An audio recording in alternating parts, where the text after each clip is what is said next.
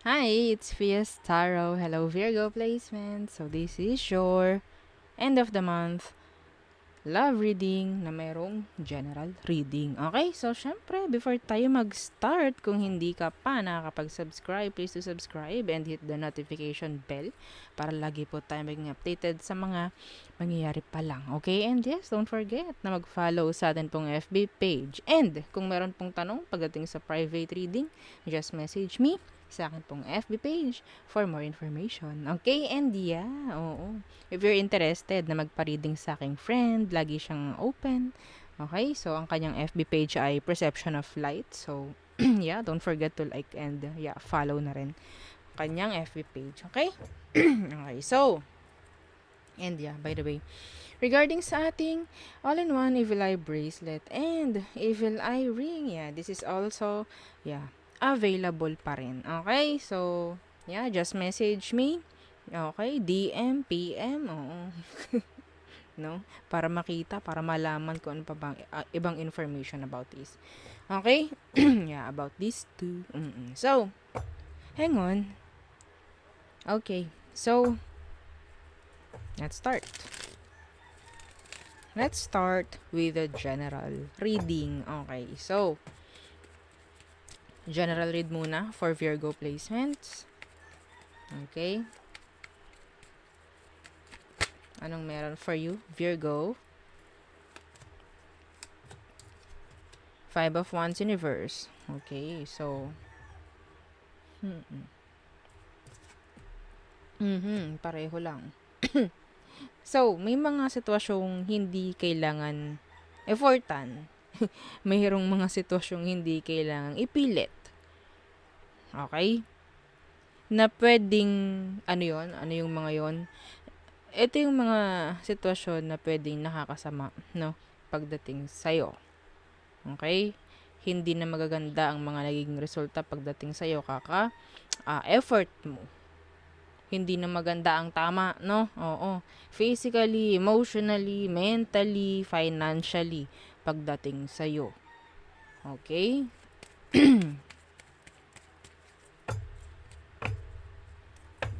Iba sa inyo, ha? May chance na magkaroon ng as simple as lagnat or trangkaso. Yes. Okay? Oo. Wag masyadong, alam niyo, overwork. Next, what else for Virgo? Nine of Swords. Isipin. Okay. Sleepless nights. No? Aha, the Seven of Cups. Meron ditong isip ng isip pagdating sa'yo. A water sign, an air sign. Yeah. Meron ding stock sa'yo, Virgo. See? A lot of air. Gemini, Libra, and Aquarius po, no? Ang air signs. Gusto makipag-usap nitong taong to actually. Some of you, ito po ay tungkol sa pera, tungkol sa family, family issue. May mga gustong makipag-usap pero nandito yung Nine of Swords, pwedeng hindi nila alam or like may takot na gumawa ng first move. Kung sino man to, I don't know. I don't know. Hindi sinasabi. May takot sa'yo. Or sa sitwasyon. Okay? So, yun ang akin nakikita for you para sa general. Hang on. Okay, so, Sina tayo? Nawala. Virgo. Okay, love. Love situation. Oo, mga Virgo, anong meron? Okay. So, syempre, the person on your mind. Who is the person on your mind, Virgo? Anong meron sa kanila? Okay. the Chariot in reverse. So, there's specific, no improvement sa kanila in general. Okay? The Page of Swords in reverse. This is your past. Yeah, this is your past. Some of you, na-avoid mo to. Tinatanggihan mo. Yan. In general, may pagtangging nangyayari. May pag-iwas na nangyayari. Itong taong to, hindi to makamove on sa'yo. Hindi niya kayang totally na i-let go ka or iwasan ka. Pwedeng ikaw umiiwas sa kanya. No? Pwedeng vice versa. Yeah. May pag-i-stalk. May mga gustong sabihin to na hindi niya kayang sabihin sa'yo. Actually, meron. Yes. Hindi ko alam kung ano.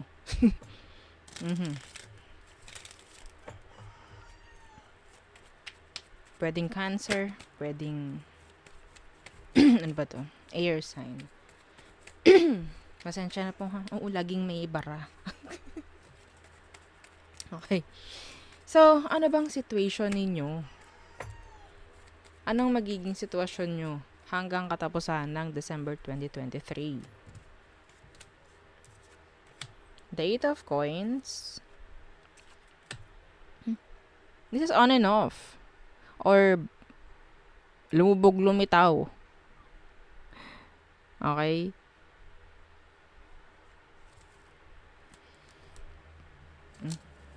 Oo. Meron ditong someone, isa sa inyo. Okay? Sa sitwasyon ha, may gagaod na isa, pero yung isa, hindi na makikipag-cooperate. Yes, gagaod. May gagaod dito, may mag-effort, pero yung isa, parang natatamlayan.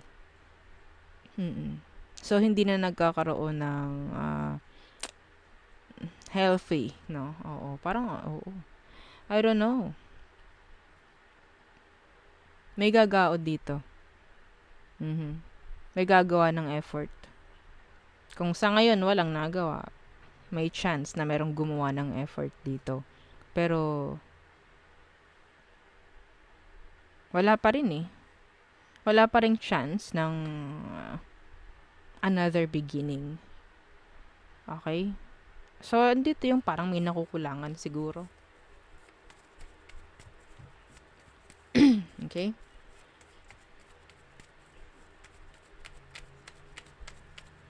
So, I guess, andito yung parang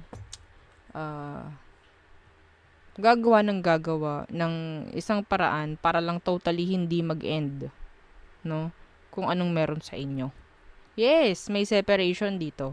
Pero yun nga, may gagawa ng paraan para totally hindi magsara. Okay? Hindi magsara yung pahina, ng inyong istorya. Yan, ganyan, ha? Okay, so, tingnan natin. Next action. Ano bang next action niya? Towards you. Virgo. Okay. Next action ng person mo. Ngayong end ng December. The Sun. Yeah. And the Two of Cups. See? Gusto nila ng koneksyon sa iyo, Virgo. Okay?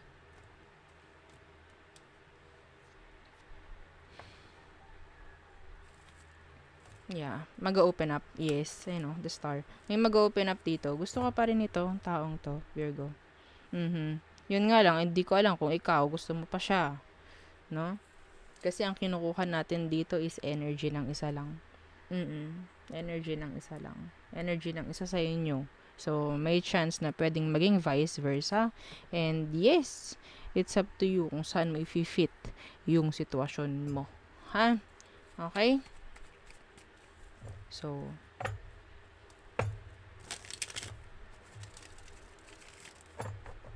hindi ko na para kunin ng emosyon ng taong to dahil nakikita ko naman na gusto ka. Anong advice / outcome? Outcome / advice for Virgo placements. The Nine of Coins in reverse.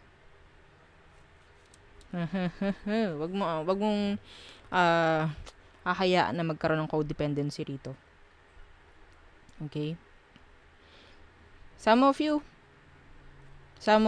kaya ganito tong taong to, nagkaroon ng codependency sa inyo. Ha? Someone is like, mahilig magbigay. Okay? Yan. So, pwedeng nasana yung isa. Yan, the strength in reverse. Baguhin nyo na yon. If there's, na nagkaroon ng codependency before, alisin nyo na yon. Okay? Ikaw, wag mong hahayaan na parang magkakaroon pa rin. No? Advice sa'yo, Virgo, is hindi masyadong mag-focus, no? Dito, sa connection na to. Okay? Emotion, nandyan, present. Pero yung intention, medyo hindi ko gusto. Because of the codependency na sinasabi. Okay? May Empress in reverse. Oh. Okay? So, meaning, there is no improvement at all. No improvement. This needs changes. The situation needs changes. Okay, so yun nga. Meron kang kailangang baguhin, Virgo. Kung ikaw, sa tingin mo, may mga ibinibigay ka sa taong to, kung itong taong to, sa tingin mo, tinatanggap mo pa rin, ayun siguro ang kailangan mong alisin. Nakikita ko kasi na itong taong to, nandyan pa rin. Nandyan pa rin. Pwedeng kumukontak, nakikita ka, nakakausap mo. Yeah, there's codependency.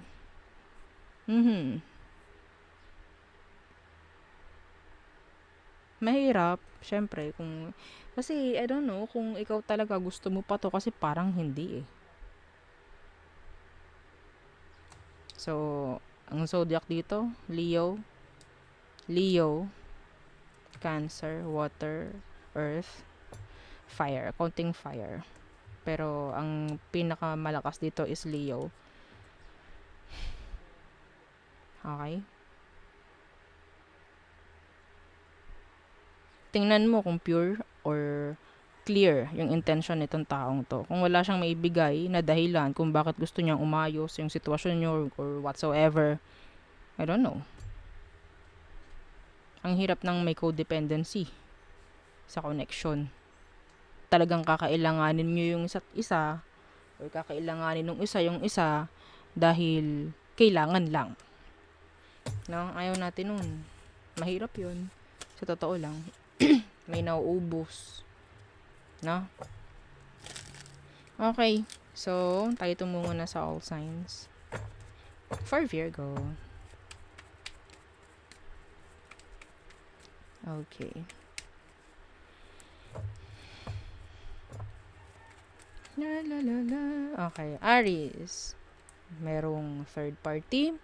Open ang label o no label at all. Friend zone, mga ganyan. Okay? No sign of reconciliation with this Aries. Taurus. Pwedeng merong alam si Taurus. Or pwedeng may mga gusto siyang sabihin sa'yo. Gemini. Unhealed. Okay? Cancer, they are bitter. Bitter, andan pa rin, like totally hindi pa sila healed. Leo, so gusto ni Leo na bumalik pa. Okay, i-repeat yung cycle. Virgo, so nandito yung pagdadalawang isip ni Virgo. Next, Libra. Okay, so si Libra, nililet go ka. Kaya kang i-let go ni Libra. Okay. Cancer, ayaw nila umeffort pagdating sa'yo. Sagittarius, pabigat or sabihin nating mahirap yung sitwasyon para sa kanya. Capricorn, endings, changes ang nandito. Aquarius, so nilalayuan ka ni Aqua. Okay. Pisces, boredom. Oo, walang action. No movement at all from the spices. Okay? So there, yun ang ating reading for Virgo placements. Thank you. Bye!